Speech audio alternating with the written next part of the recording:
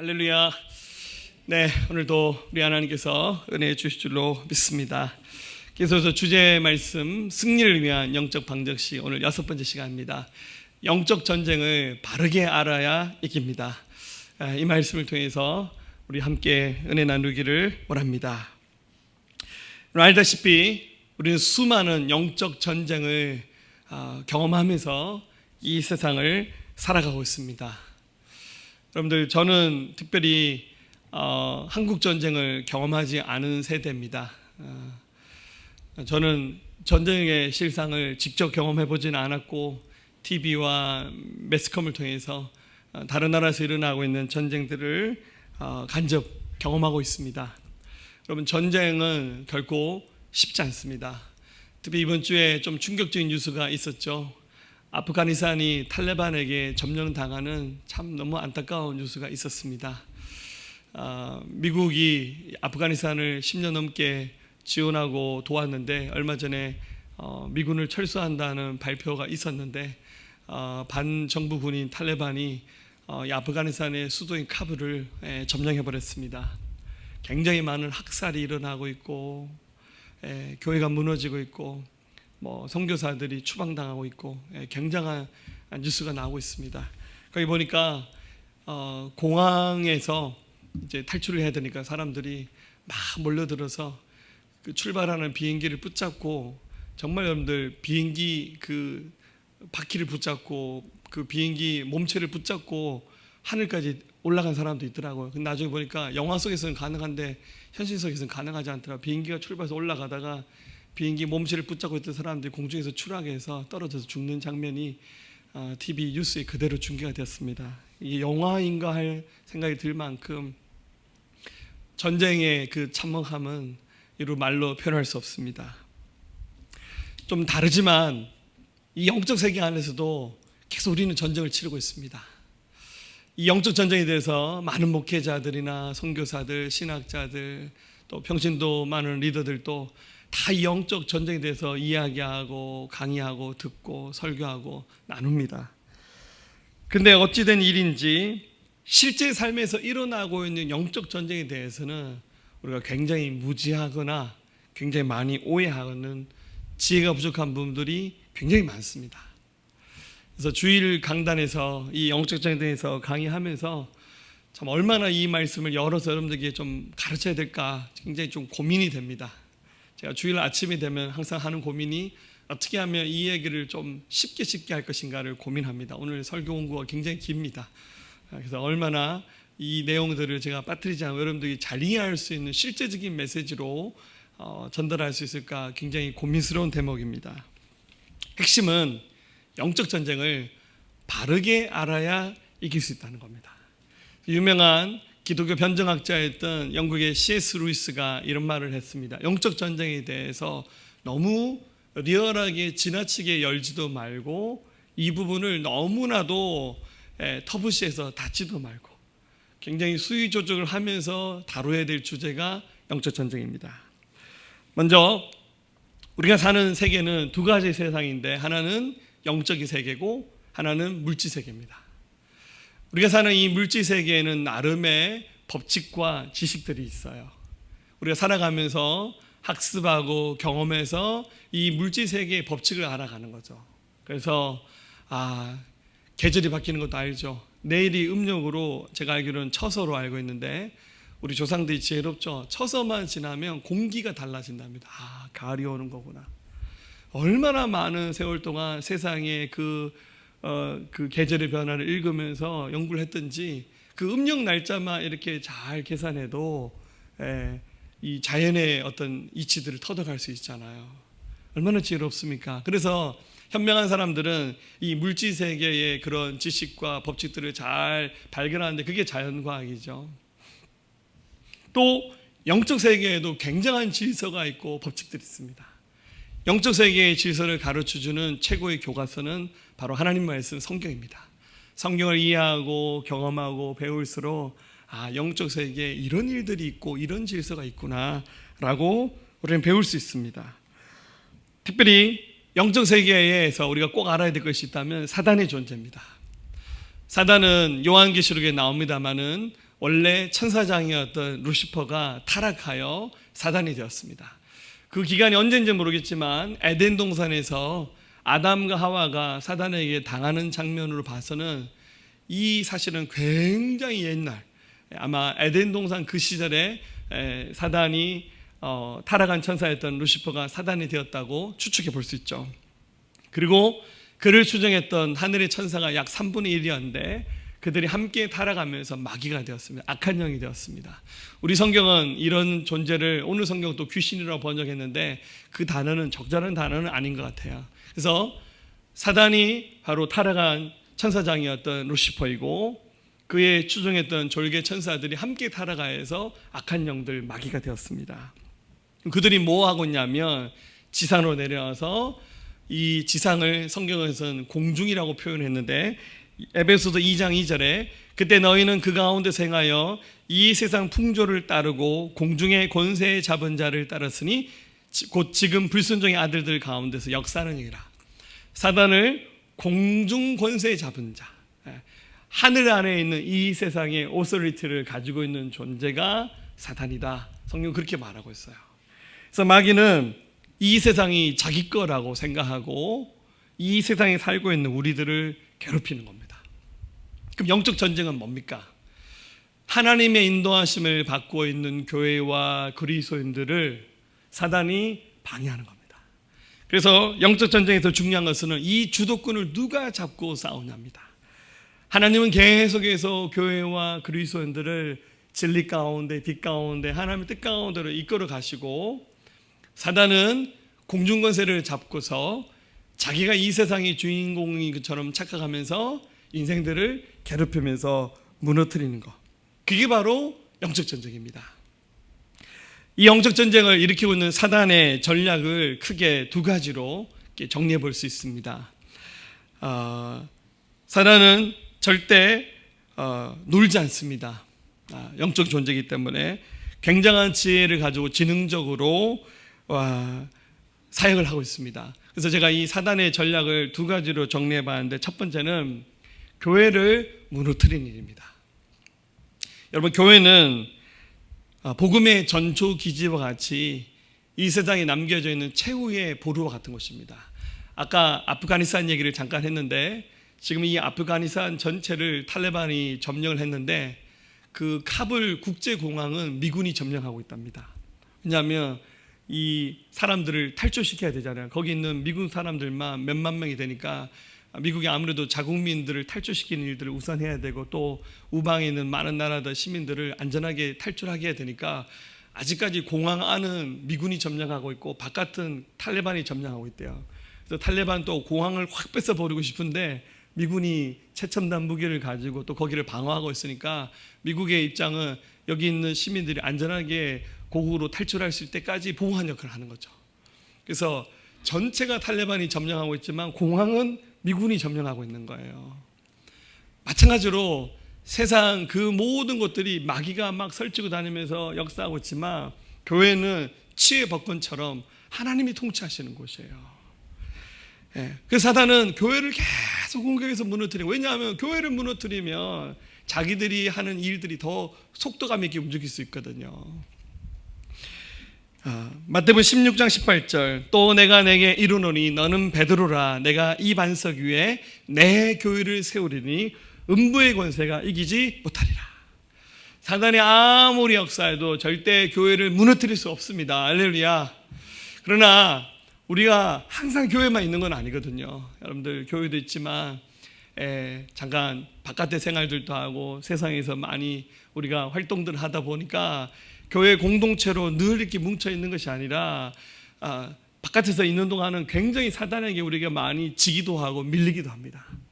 그리고 그 사단에게 그 밀렸던 상처들과 그 흔적들이 그대로 가지고 또 나와서 함께 한 몸을 이루어 가다 보니까 그 찌꺼기들 흔적들이 계속해서 교회 공동체 안에서도 계속 넘쳐나는 거예요. 그래서 교회가 많이 힘들어지는 겁니다. 사단의 두 번째 전략은 한 인생 개인의 삶을 파괴하는 겁니다. 여러분들 사람은요 굉장히 약한 존재입니다. 몸이 있죠. 우리 몸은요 영생하는 몸이 아니에요.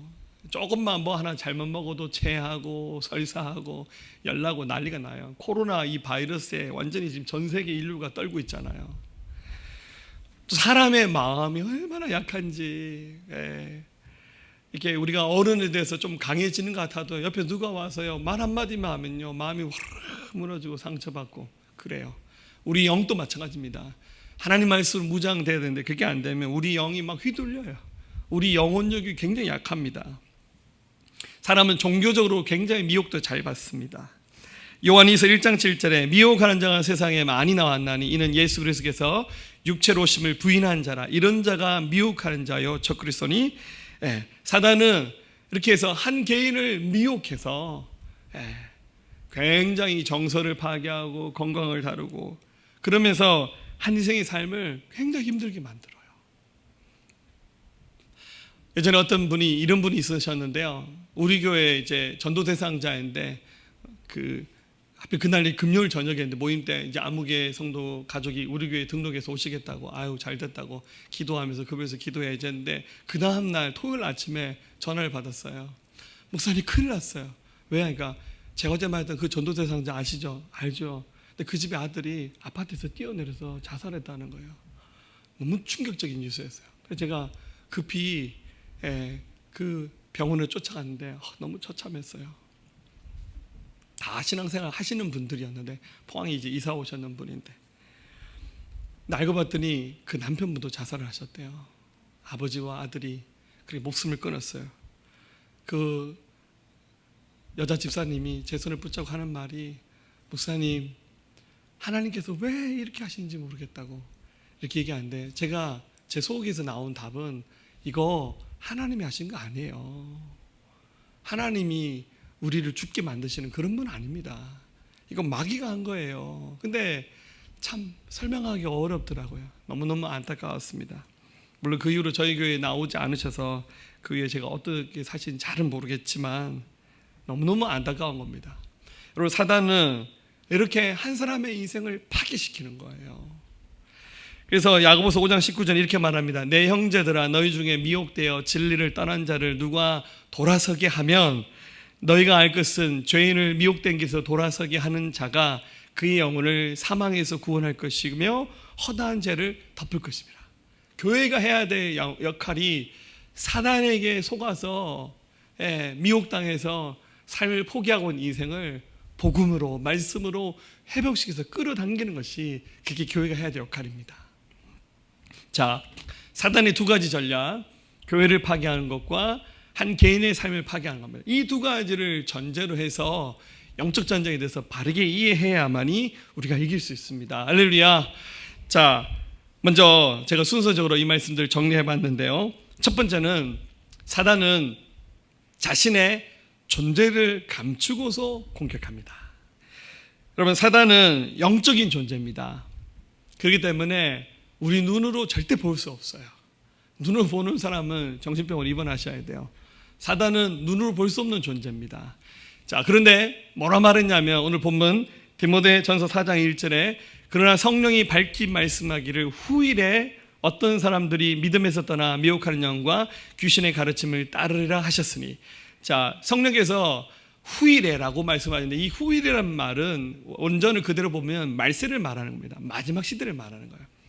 마지막 시대가 되면 사단의 영이 많은 사람들을 미혹하여서 잘못된 가르침에 속아 넘어가게 할 것이라고 말씀했습니다. 무슨 말이냐면 마지막 시대가 되면 될수록 사단의 역사가 더 많아진다는 거예요. 근데 여러분들 눈 씻고 봐도 사단이 역사하는 걸 모르겠어요. 여러분들 사단이 더 왕성하게 활동한다고 했는데 사단이 역사하는 게 눈에 안 보여요. 물론 이제 안 보이는 것이 감사합니다. 보이면 굉장히 골치 아파요. 우리 보이는 인생들하고 사는 것도 힘든데 사단까지 보면 큰일 나잖아요. 근데 이제 안 보여요. 근데 성경은 말세가 되면 그들의 활동이 더 심해진다. 근데 왜 안 보이는 겁니까? 그래서 여러분들 길거리 지나가는 사람에게 혹시 사탄의 존재를 인정하십니까? 영적 전쟁을 아십니까? 이렇게 하면 여러분들 바로 신고당해요. 이상한 사람이라고. 가끔 길거리에 전도하신 분 중에서 그런 분 있잖아요. 도를 아십니까? 저도 그런 사람한테 많이 붙들려 봤어요. 그래서 영이 밝아 보입니다. 그러면서 꼭 길거리에 그렇게 정신 나간 이상한 종교 전도하는 사람도 있어요. 근데 여러분들 그런 식으로 우리 예수 믿는 사람들이 영적 전쟁을 아십니까? 이렇게 얘기하면 사람들이 위아래로 쳐다봅니다. 이상하다. 근데 이게 너무 당연시되다 보니까 제가 서두에 말씀드린 것처럼 영적 전쟁이라는 주제로 강의를 하면 다 이야기를 알고 있고 믿고 있고 가르치지만 영적 전쟁의 실제에 대해서는 굉장히 등한시하고 무시한 경향이 있다는 거예요.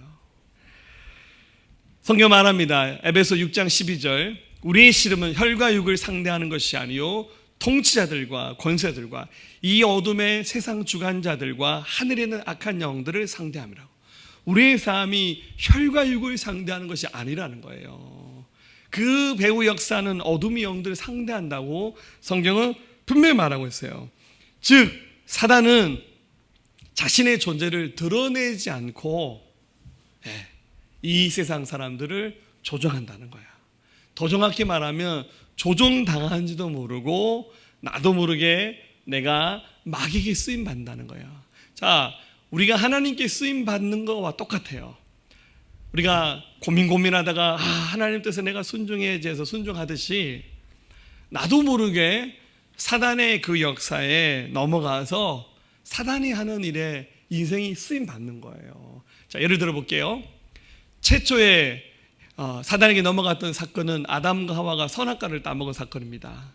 자, 아담과 하와가 하나님께서 선악과 먹지 마라 했는데 뱀이 찾아서 그를 유혹합니다. 여러분, 뱀이 지금은 그렇게 못생겼지만 그때 당시에 뱀은 굉장히 아름다운 용모를 가졌고 영특한 존재였어요. 자, 그런데 여러분들, 뱀이 사단입니까? 아닙니까? 뱀은 절대 사단이 아닙니다. 여러분들, 뱀이 사단이면 우리 다 오늘 2부 예배 마치고 산에 올라가서 뱀 잡으러 가야 돼요. 그래서 뱀만 다 죽이면 우리 영적 전쟁에 승리하는 거잖아요. 그게 아니라니까요, 여러분들. 뱀은 사단이 아니에요. 그럼 뭡니까? 사단이 자기가 가장 조절하기 쉬운 존재를 선택해서 그를 장악한 거예요.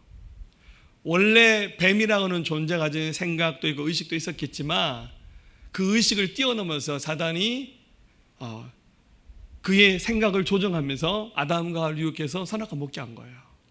당했잖아요. 그래서 하나님께서 뱀에게 뭐라 말씀하십니까? 여자의 후손이 너의 머리를 칠 거라고. 이 뱀의 머리를 친단 말이 아니에요. 사단에 대해서 앞으로 여자의 후손으로 태어나신 예수 그리스도께서 사단의 머리를 칠 거라고 그렇게 예언하신 거예요. 또 예를 들어볼까요? 성경에 욥이라는 사람이 시험 당하는데 왜 중요하냐면 사단이 욥을 시험하는 명백한 성경 기록이 나와요. 사단이 하나님께 허락을 받아서 허락한 범주 안에서 하나님이 욥의 생명은 네가 못 건드린다. 욥의 생명 외에는 네가 원한다면 마음대로 시험해도 된다. 하나님 허락하셨어요. 그래서 어떡합니까? 욥의 자식들 죽게 했죠. 욥에게 질병이 생겨났죠. 재산이 잃어버렸죠. 아내가 떠나가 버렸죠. 명예를 잃어버렸죠. 친구들 다 떠나갔죠. 다 잃어버렸어요. 완전히 박살나 버렸어요. 그런데 여러분들 그 성경을 보세요. 욥은 단 한 번도 마귀가 이것을 시험한다는 것을 몰랐어요. 마귀를 한 번도 못 봤어요. 마귀 볼 필요가 뭐 있어요. 그런데 이 시험은 명백하게 마귀가 준 시험이에요. 당했잖아요. 근데 하나님이 사단의 존재를 보는 것은 허락하지 않은 거예요.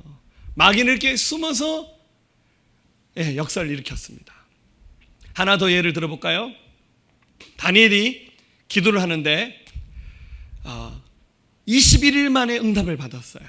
그래서 우리가 이 다니엘의 기도를 21일 기도다. 그래서 뭐 서울에 지금 오륜교회도 해마다 막 다니엘 기도하고 막 그러잖아요. 기도하는데 21일 만에 응답을 받았어요. 그런데 21일째 응답 받는 날 천사가 와서 굉장히 의미심장한 말을 하는데요. 다니엘 10장 13절에 보면 원래 12절에 보면 뭐라 말하냐면 다니엘아 너의 기도가 첫날에 응답 받았다. 지금 응답은 21일 만에 받았는데 천사가 하는 말이 사실은 하나님 너에게 이 기도를 첫날에 응답해 줬다는 거예요. 그런데 13절 보면 바사 왕국의 군주가 그 페르시아의 왕이 21일 동안 나를 막았으므로 천사를 막았다는 거예요. 내가 거기 바사 왕국의 왕들과 함께 머물러 있더니 가장 높은 구주 중에 하나인 미가엘이 와서 나를 도와줌으로 21일째 되는 날 지금 이 응답이 왔다는 거예요. 자, 분명히 하나님 첫날에 응답하셨는데 다시 말씀 보여주면 바사 왕국의 왕들, 왕궁의 왕은 한 사람이에요. 여러분들, 왕이 둘이 있는 나라는 없어요. 근데 바사 왕궁의 왕들과 함께 복수라고 표현되어 있죠. 왕들의 왕들은 뭡니까? 그 페르시아 왕들이 역사했던 사단의 역사를 말하는 거예요. 여러분, 이것은 저만 이렇게 해석하는 것이 아니라 모든 주석학자들이 이 성경 구절을 다 이렇게 해석합니다. 이 응답을 가져왔던 천사가 첫날의 응답을 가져올 수 있었는데 마귀가 막아서 21일째 만에 응답이 왔다는 거야. 물론 이것도 하나님이 허락하신 것으로 되어 있죠. 21일 동안 다니엘은 뭐 했겠습니까? 열심히 기도하죠. 첫날에 응답하면 너무 싱거운 것 같아. 그래서 하나님이 너 21일 동안 열심히 한번 부르짖어 봐라.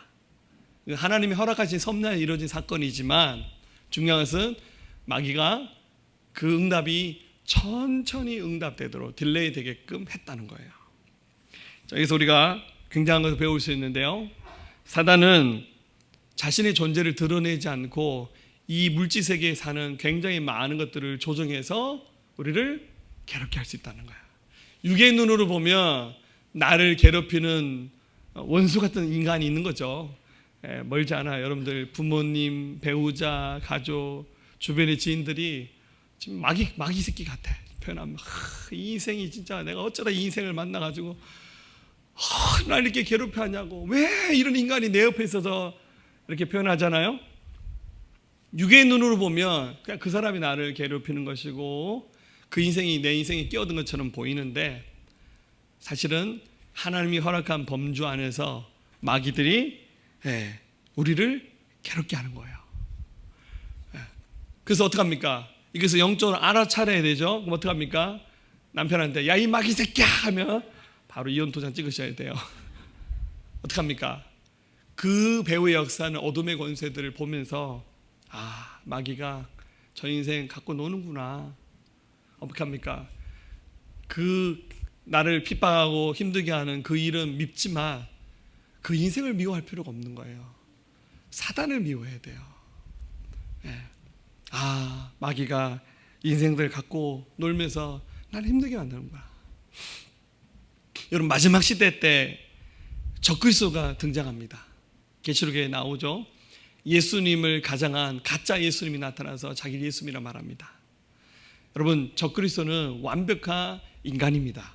무슨 말이냐면 그 속에는 사단이 그를 조종하지만 적그리스도는 사단이 가장 쓰기 최적화되어 있는 한 인생을 선택해서 그를 조종하는 거예요.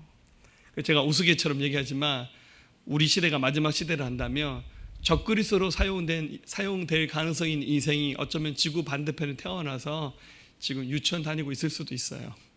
근데 사단이 인간의 원래 의지를 거의 장악해버려서 그를 가짜 예수를 사용하는 겁니다.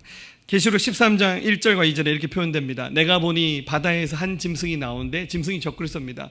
뿔이 열이요 머리가 7이라 그 뿔에는 열왕관이 있고 그 머리는 신성모독이라는 이름도 있더니. 무슨 말입니까? 적그리스도가 왕관을 썼어요. 이 세상의 권력자, 아마 세계 대통령, 종교 지도자의 모습으로 올 수도 있어요. 2절에 내가 본 짐승은 표범과 비슷하고 그 발은 곰에 밝았고 그의 입은 사자 입 같은데 용이 자기의 능력, 용은 사단을 말합니다. 자기의 능력과 보좌와 큰 권세를 그에게 주었더라.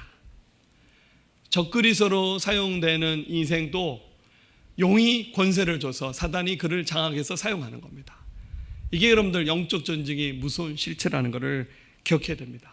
그래서 여러분들 우리가 사는 세상을 제가 처음 말했던 것처럼 너무 지나치게 막 다 영적으로 해석하면 또 굉장히 피곤합니다만은 그렇다고 해서 이런 사실을 싸그리 무시하고 그냥 다 우연이 된 거고 뭐 다 그냥 그런 거야 라고 여러분들 계산하고 다 가시면 영적 전쟁에서 패할 수밖에 없어요.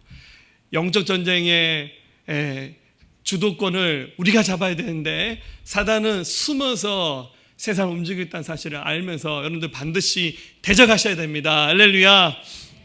두 번째입니다. 사단은 사람들의 믿음을 병들게 하여 하나님과 멀어지게 합니다. 자, 하나님과 우리 인간이 연결되어 있는데 하나님과 우리 연결된 고리는 믿음이에요. 우리 믿음으로 구원받았고 믿음으로 하나님 앞에 서는 거예요. 사단은 사람들이 믿음을 갖는 것을 제일 싫어해요. 그래서 믿음 생활을 열심히 하려고 하는 사람은 계속 딴지 걸어요. 특히 여러분들 예수님 처음 믿는 사람들은 주변에 다 안 믿는 사람들이잖아. 여러분들 신앙생활 오래 하면 우리 주변에는 안 믿는 사람이 거의 없어요. 근데 이제 간 예수님 믿는 사람들은 주변에 안 믿는 사람들이 많잖아요. 이거 방해하기 너무 좋아. 아버지, 어머니, 뭐 자식들, 부모님, 조카, 이모, 친척 다 동원해서 야, 너 종교 잘 선택해야 된다. 예수 믿으면 우리 집안 망한다.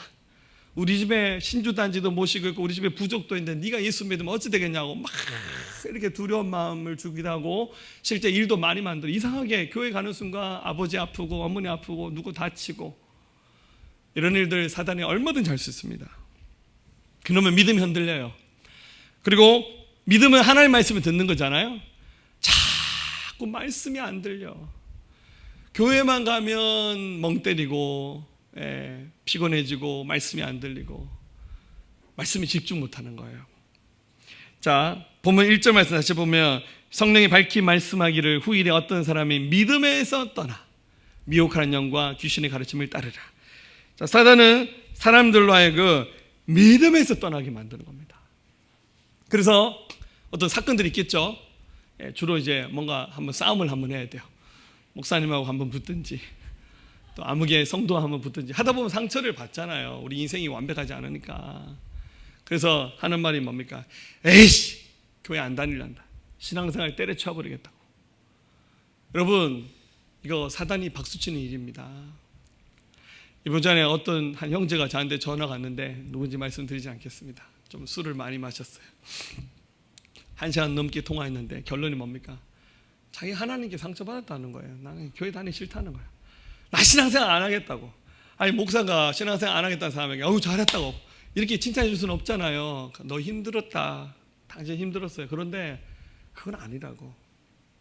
여러분, 마귀는 계속해서 넘어지게 만들면서 믿음 생활 중단하게 만드는 거예요. 여러분들 수단과 방법을 가리지 마시고 교회에 붙어 있으셔야 돼요. 할렐루야. 그럴 일은 없겠지만 누가 나를 내쫓는 한이 있더라도 교회에 붙어 있어야 돼요. 여러분 예배 시간에 졸다가 하는 한이 있더라도 한 달은 좋아요. 말씀 들어야 믿음이 자라납니다. 여러분 이것이 영적으로 이길 수 있는 최고의 지름길이에요. 믿음을 흐트러 놓고 믿음을 중단하게 만들고 하나님과 멀어지게 하는 것, 그 어떤 것과도 타협하시면 안 됩니다. 세 번째입니다. 사단은 사람을 속입니다. 거짓말합니다. 어떤 정도냐면 고린도후서 11장 13절에 그런 사람들은 거짓 사도요 속이는 일꾼이 자기를 그리스도의 사도로 가장하는 자들이라. 이것은 이상한 일이 아니니라. 사단도 자기를 광명의 천사로 가장하나니 그러므로 사단의 일꾼들도 자기를 의의 일꾼으로 가장한 것이 또한 대단한 일이 아니라 그들의 마지막은 그 행위대로 되리라. 자신들을 빛의 천사로 가장해서 사람들을 속입니다. 이 부분은 굉장히 좀 깊이 팔 부분이 있는데요. 사단이 자기를 천사처럼 성령인 것처럼 나타나서 굉장히 가짜 종교 체험 현상들을 줍니다. 여러분들 이단들이 굉장히 많은데요. 여러분들 생각에 저런 이단에 어떻게 속아 넘어가나, 쟤네들은 무식해서 그렇다고 말하는데 아닙니다. 여러분들 많이 배운 사람들도 이단에 혹합니다. 이슬람, 그리고 불교, 그리고 힌두교라든지 특히 여러분들 신천지 보세요. 대단하죠. 저기 있는 사람들이 전부 다 못 배운 사람들이 아니에요. 똑똑한 사람들 많습니다. 근데 사단의 거짓말에 속아 넘어가서 굉장한 왜곡들이 일어나는 겁니다. 예전에 이런 적이 한번 있었습니다. 지금 우리 교회 분은 아니니까 편하게 얘기할게요. 어느 날 새벽 예배를 왔더니 새벽에 기도 안 하고 교회 뒷마당에서 뭘 태우고 계셔요. 그래서 집사님 뭐 해요? 하니까 남편 옷을 태우고 있어요. 그래서 왜 태우고 하니까 기도하는데 주님이 남편 옷이 더럽다고 태우라고 그랬다는 거예요. 그래서 남편이 그 다음날 저한테 찾아왔더라고요. 목사님 집에 와서 작업복을 벗어났는데 아침이라니까 옷이 없어요. 어떻게 했냐니까 교회 가서 태워버렸대요. 이상해요. 좀 기도 좀 해주세요. 좀 이제 이상하다는 걸 감지는 하고 있었죠. 어느 날 이분이 저한테 종이 가방 하나 들고 오셨는데 그 종이 가방 속에 로또 복권이 들어있었어요. 그리고는 하는 말이 하나님 자기의 응답을 주셨대요. 이거 1등으로 당첨된다는 거예요. 1등 당첨되면 자기는 감당할 수 없으니 목사님이 이거 알아서 쓰시라고. 한편으로는 됐으면 좋겠다는 마음도 있었지만 집사님, 하나님이 로또 번호 가르쳐주신 분 아닙니다. 그렇게 응답받아서 로또 복권 6자리 맞출 것 같으면 대한민국에 있는 교회가 난리가 납니다. 로또 복권 번호 같이 달라고. 우리 주님 그런 분 아니세요. 이거 당첨 안 됩니다. 가져가세요. 안 된다고 저한테 주고 가시더라고요. 제가 그냥 잊어먹고 있었는데 그게 토요일날 방송 나온다더라고요. 방송. 저는 못 봤거든요. 주일도 지났어요. 제가 아무 말도 못하고 그냥 지나갔는데 그 다음날 월요일날에 어떤 집사님이 전화가 왔어요. 목사님 큰일 났어요. 왜가 아무개 집사님이 돌아다니면서 우리 목사님 위험에 처했다고 얘기한대요. 그럼 목사님 뭔 일이냐고. 아니요, 내가 위험에 왜 처하지? 생각해보니까 로또 복권 1등 당첨됐다 생각했구나. 그래서 내가 그거 꿀꿀했는 줄 알고, 집사님 이거 1등 당첨됐으면 그 집에 현수막 붙었다. 로또 복권 1등 나온 집 해보니까 500짜리 하나 안 걸렸더라고. 가져가시라고. 근데 그거를 저한테 한 2번쯤 그렇게 하셨어요. 제가 얘기했죠. 집사님 하나님 음성 들으셨죠? 틀렸죠? 그럼 그거 주님의 음성 아니잖아요. 사단이 속인 거예요. 왜 넘어가십니까? 근데 자기는 주님의 음성이라는 거예요. 아무리 체험을 하셔도, 아무리 음성을 들어도 하나님이 하지 않은 것은 버리면 됩니다. 왜 그걸 신봉하고 따라가십니까? 사단은 사람들을 속입니다. 네 번째, 사단은 거짓 교훈을 만들어냅니다. 2절에 사단은 거짓말한 자들하고, 사단은 입만 열면 거짓말합니다. 그래서 굉장히 그럴싸하게 말합니다. 여러분들, 서울대학교 종교학과 교수님이 하셨는 말이 우리나라에 있는 종교들 중에서 가장 완성도가 높은 세련된 종교는 기독교 아닙니다. 종교학적으로 가장 세련된 종교는 불교래요. 우리나라 정서가 딱 맞잖아. 등산가다 어디 산에 절간에 들어가면 왠지 다니고 싶은 마음이 들지 않아요? 그거 뭐 종소리도 은은하고 우리 한국이 정서에 맞잖아. 그 가르침이 얼마나 좋아요. 선행을 베풀고 산은 산이요.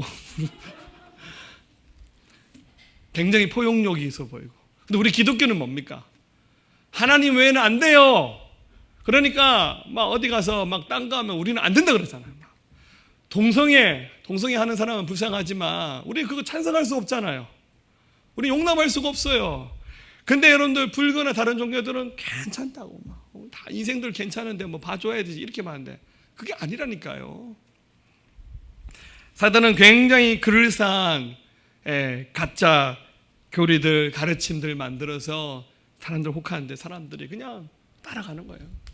그래서 여러분들, 제가 이단에 빠진 사람들이 늘 하는 말이 그거예요. 교회에서는 그거 안 가르쳐주는데 여기 가면 너무너무 잘 가르쳐준다는 거예요.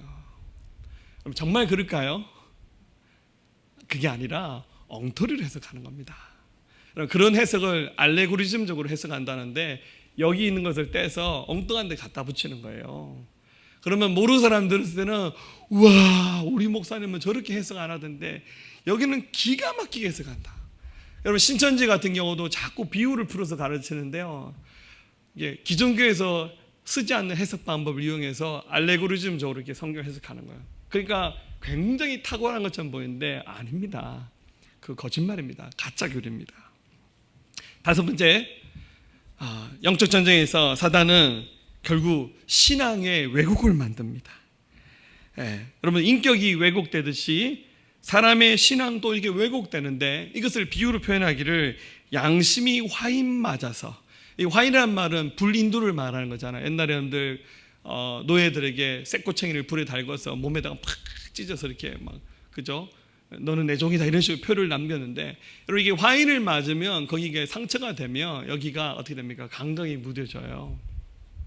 사단이 이제 사람들의 신앙 인격의 왜곡을 가져오는 거예요. 그래서 좀 이상해요. 언젠가 한번 제가 TV에서 그런 거 본 적이 있었는데 어떤 나이 드신 아주머니셨는데 이렇게 일을 하다가 뭐 다쳐서 이 이마에 못이 박혀 버렸어요.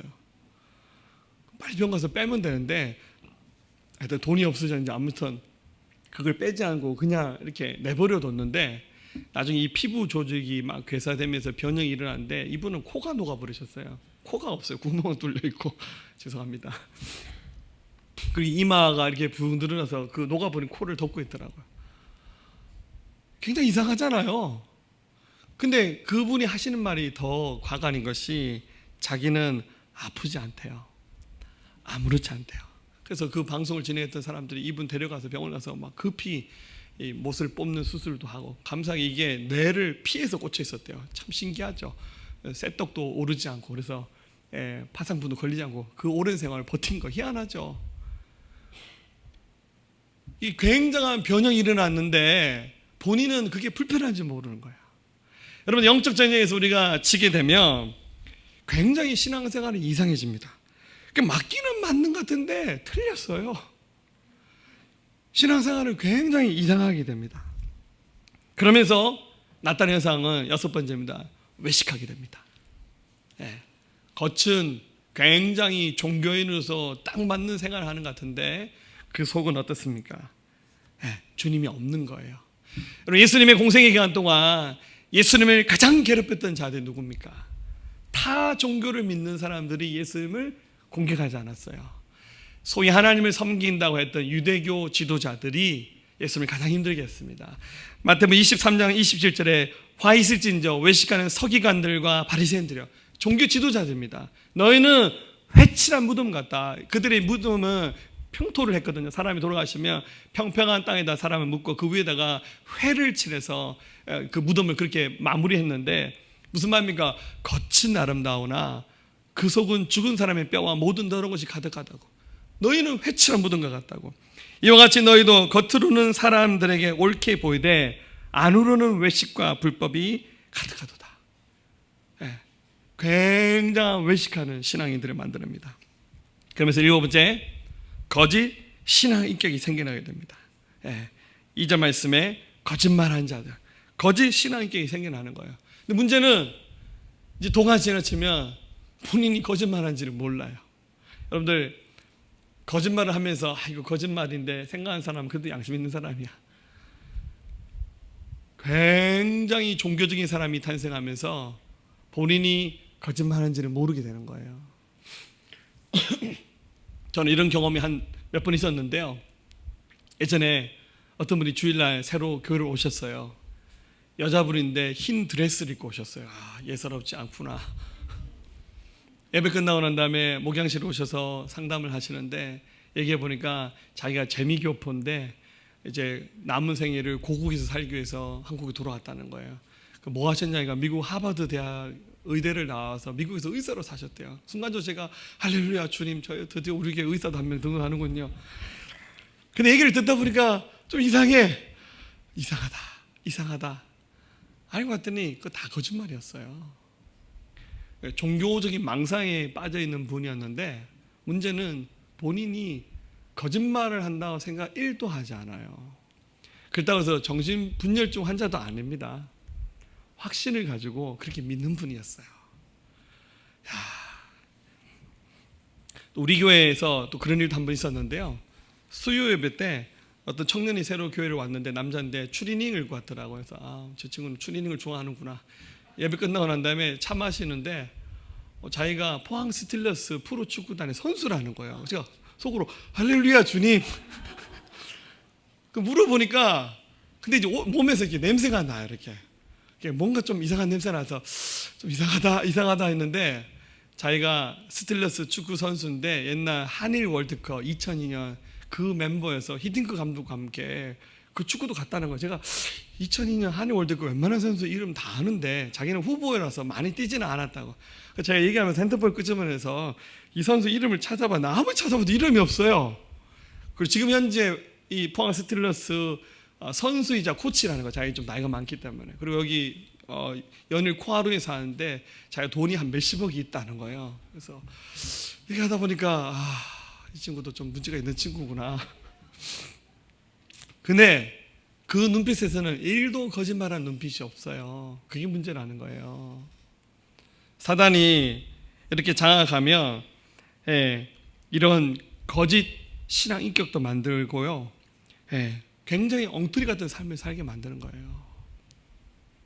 그리고 마지막으로 굉장히 잘못된 신념에 사로잡혀서 인생을 낭비하게 됩니다.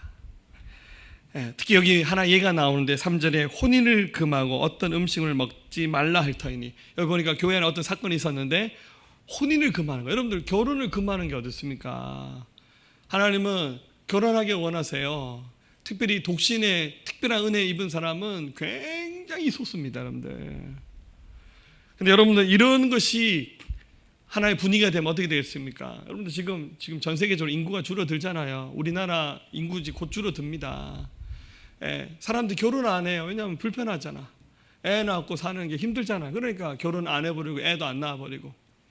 근데 어떤 이유에서 이 교회 안에서 이런 현상이 나타났는데, 말하기를 3절에 혼인을 금하고 어떤 음식물은 먹지 말라 할 터이나 음식물은 하나님이 지으신 바니 믿는 자들과 진리 아는 자들이 감사함으로 받을 것이나 하나님이 지으신 모든 것이 선함에 감사함으로 받으면 버릴 것이 없다고.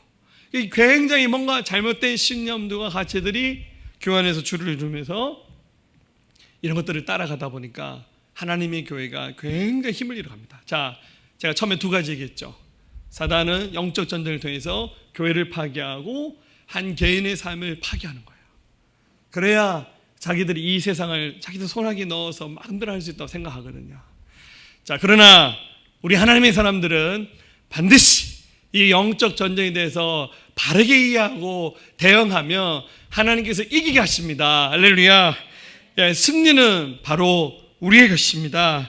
여러분들, 마귀가 아무리 이런 전쟁을 치열하게 준비하고 그렇게 우리를 괴롭게 한다 할지라도 하나님이 살아계셔서 반드시 우리를 붙잡으시면서 교회는 승리합니다. 할렐루야. 자, 교회가 사용할 수 있는 무기가 두 가지가 있습니다. 첫 번째는 바로 말씀과 기도라고 하는 강력한 무기입니다. 여러분, 하나님 말씀을 가까이 하면 가까이 할수록 우리에게 영적으로 힘이 생겨납니다. 5절에 하나님의 말씀과 기도로 거룩하십니다. 여러분들, 지금 이렇게 말씀을 먹는 것이 아무것도 아닌 것 같은데요, 여러분들 말씀을 먹으면 영적으로 자꾸만 힘이 생깁니다.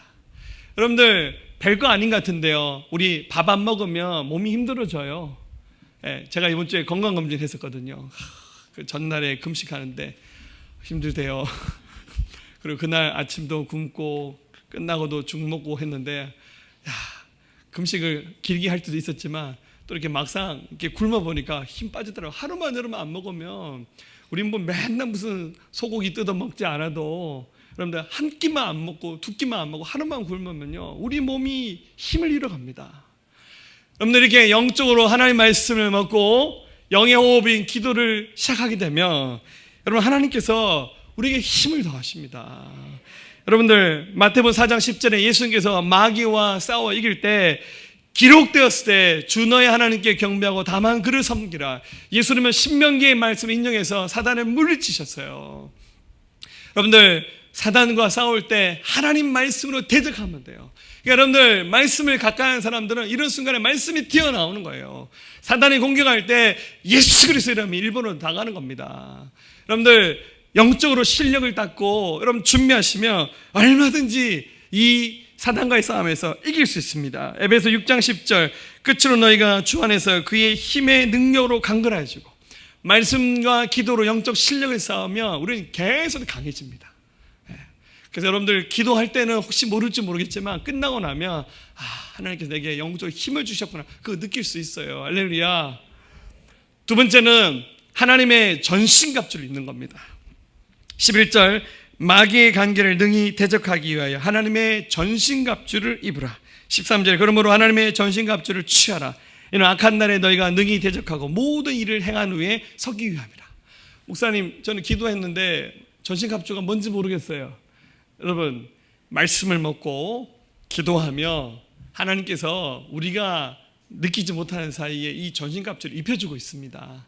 전신갑주의 핵심은 우리 온몸을 보호하는 겁니다. 생각을 보호하고, 감정을 보호하고 우리 몸을 보호하면서 빈틈이 없이, 여러분 전신갑주는 온몸을 다 보호하는 거잖아요.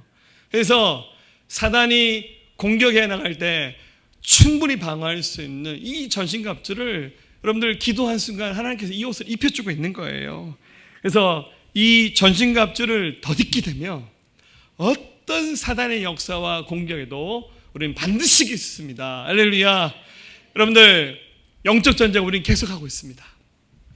여러분들 영적 전쟁을 깊이 파면서 바르게 이해하면서 나가면 우리 모든 하나님의 사람들이 반드시 이길 겁니다.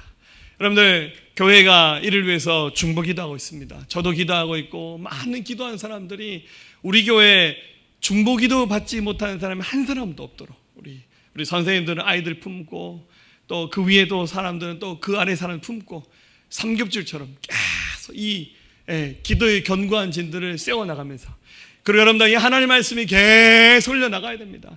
하나님의 말씀을 통해서 여러분들 무장할 때 이 영적 전쟁에서 우리는 반드시 이길 겁니다.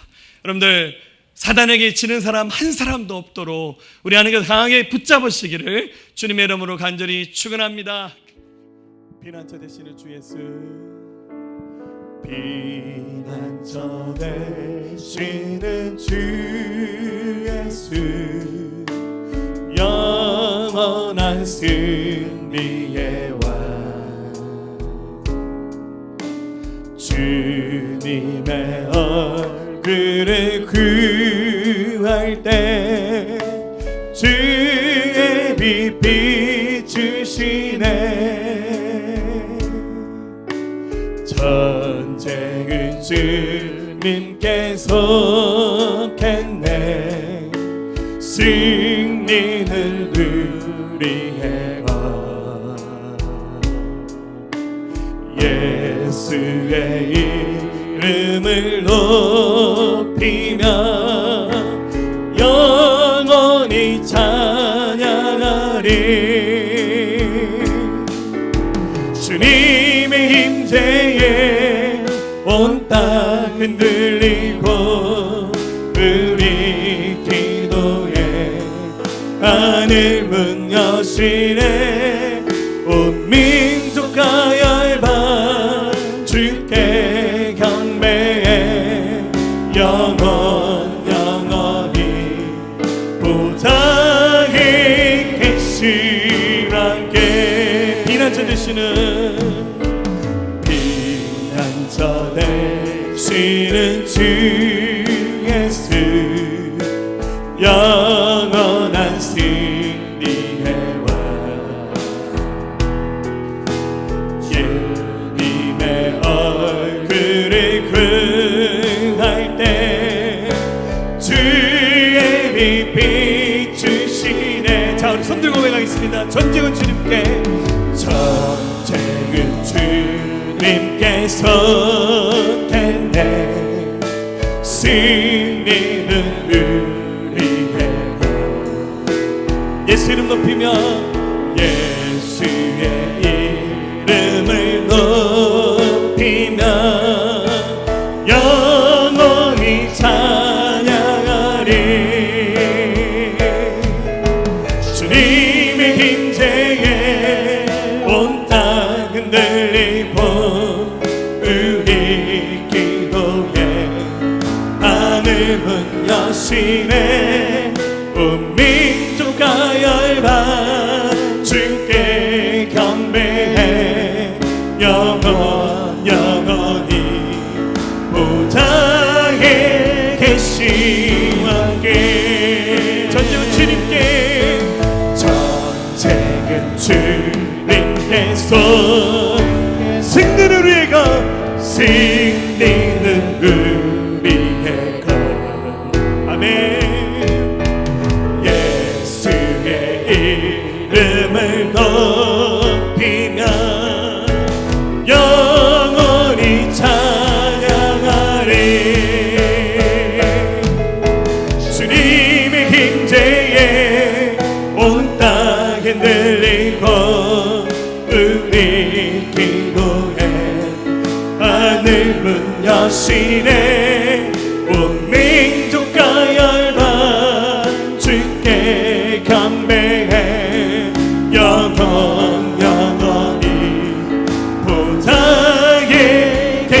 우리와 함께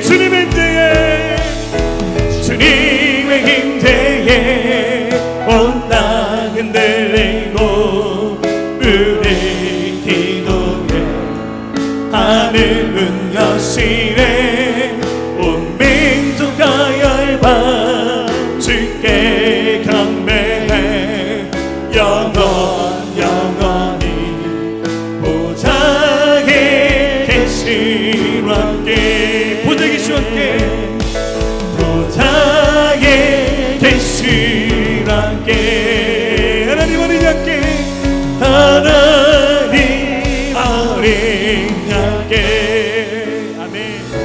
하나님 감사합니다. 이 영적 전쟁에서 우리가 이기기 원합니다. 하나님 자기의 존재를 감추고 교회를 파괴시키고 한 개인의 인생을 파괴시키려고 하는 사단의 속임수에 우리가 하나님의 말씀의 진리의 능력으로 깨어나기 원합니다. 기도로 깨어나게 하여 주시옵소서. 하나님께 전신갑주를 입혀 주시옵소서. 빛의 갑옷을 입혀 주시옵소서. 원수의 어떤 화살도 하나 우리가 막아내며 하나님의 진리의 감으로 이겨내는 자들 되게 도와주시옵소서. 하나님의 교회는 반드시 승리할 것입니다. 이 자리에 있는 모든 주의 백성들이 하나님 주신 사명을 능히 감당하는 믿음의 사람들 될 수 있도록 역사하시고 인도하여 주시옵소서. 성령께서 승리를 주실 것을 찬양합니다. 주 영광 받아 주옵소서. 감사합니다. 예수님의 귀하신 이름으로 함께 기도하였습니다. 아멘. 할렐루야.